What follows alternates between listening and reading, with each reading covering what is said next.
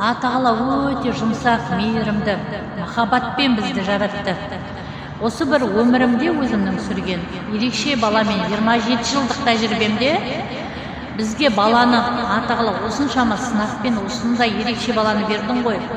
Осының сыры не деп мен ұзақ сұрадым.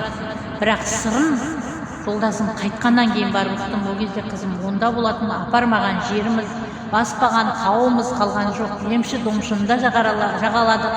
Қаншама адамдарға бере жақ болдық, қарызға кірдік, дүние мүлкімізді саттық. Мәселе дүние мүлікте емес қой, бірақ сол бір шекемізге тибей осыншама адасып барып, ұртоқпақты жеп, аяғымызды шалыс басып, қаншама адамдар бізді сүріндірді да, адамдар арқылы келген сынақтар.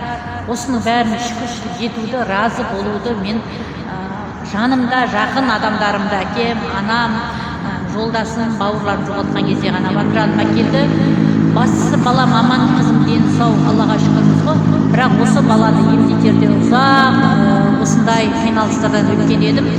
Тағаланың берген нығметіне шүкіршілік етемін. Өйткені Алла Тағала бізді жұмсақ болсын, мейірімді болсын, махаббатпен қарасын, өмірге құлшыныспен қарасын, және жалғыз ғана өзінің қызына емес, менде қыз бала ғой, басқа да жандарға сондай жұмсақтықпен қарасын. Жүрегі толған мейірім ғой, сол мейірімді шуақтылып шашып жүрсін деп бізді жаратқандығын түсіндім. Өйткені бұл нәрселер бәрі Құранды оқып, осы бір нақты ақпараттар ала бастаған кезде келді. Оған дейін бұндай ақпаратты мен шынымды айтайын, пендешілік халде жүрген кезде түсіне жоқпын. Сондықтан баршаңызға айтатыным, мойымаңыздар, ерекше бала бағып отырған жандарға.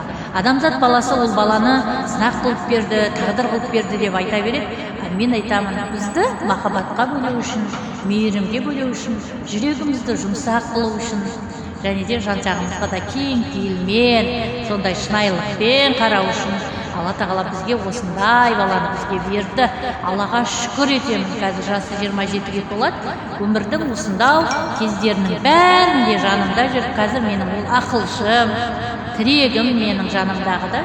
Жұмыс жасайды, білімді, дипломы бар. Анасы барлық нәрсені пайдалана отыра, Алланың нығметінің шексіз екеніне көзін жеткізе отыра, осы баланы ортаға, қоғамға қосуға әрекет жасап, мүмкіндігінше Алланың бағытымен қостым. Шүкір етемін. Алла Тағала мені бір сәтке де болса да тастамаған үшін. Мен қазіргі уақытта айтып отырам, мені бір сәтке тастамашы. Барша аналарға көмектесші, оларға күш қуат берші, лайым жақсылықтармен қуанайықшы, махаббатпен, мейіріммен жүрейікші. Баршаңызды жақсы көрем, және менің мотивациям сіздерге күш берсін.